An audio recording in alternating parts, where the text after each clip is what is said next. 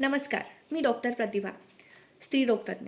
Welcome to doctor Pratibha pregnancy and gynaecology care. तर आज आपण मेनोपॉजमध्ये काय खावं ह्यापेक्षा कसं जगावं याबद्दल बोलणार आहोत. मेनोपॉज म्हणजे आजार नाही, तर तो शरीराचा एक नवीन अध्याय आहे. आणि हा अध्याय सुखाचा व्हायचा असेल तर शरीराला थोडी काळजी हवीच.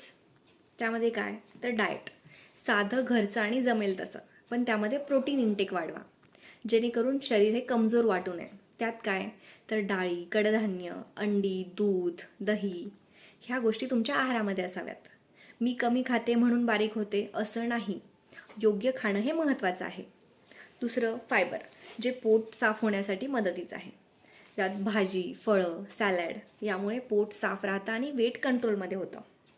तिसरं म्हणजे मीठ, साखर, तेल ह्या गोष्टी मर्यादित असाव्यात. जास्त असेल तर BP, शुगर, वजनवाढीचा त्रास होऊ शकतो. थोडं खाणं हीच खरी शहाणपणाची सवय आहे. चहा आणि कॉफी ह्या गोष्टी पण कमी करा, नाहीतर हॉट फ्लॅशेस आणि झोपेचा त्रास वाढू शकतो. एक चांगली लाईफस्टाईल फॉलो करणं म्हणजे औषधाशिवाय औषध. रोज थोडं चालणं, किमान अर्धा तास. सकाळच्या कोवळ्या उन्हात आणखी चांगलं, विटॅमिन D भेटेल.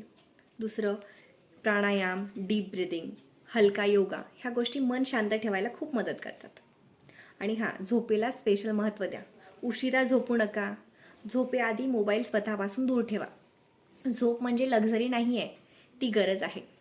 इतकी वर्ष तुम्ही सगळ्यांसाठी स्वतःला मागे ठेवलं, आता स्वतःची काळजी घेणं हा स्वार्थ नाही, तर ही तुमची गरज आहे. सगळ्यांना एकसारखंच चालेल असं नाही, म्हणून तुमच्या डॉक्टरांचा सल्ला घ्या. आणि हा व्हिडिओ एज्युकेशनल पर्पजसाठी आहे. मेनोपॉज म्हणजे जीवन संपत नाही, तर जीवनाची दिशा बदलते. आणि ही दिशा सुंदरही असू शकते. व्हिडिओ आवडला असेल तर लाईक, कमेंट आणि सबस्क्राईब नक्की करा. पुढच्या व्हिडिओमध्ये आपण मेनोपॉजमध्ये हाडांना मजबूत कसं ठेवायचं ह्याविषयी बोलणार आहोत.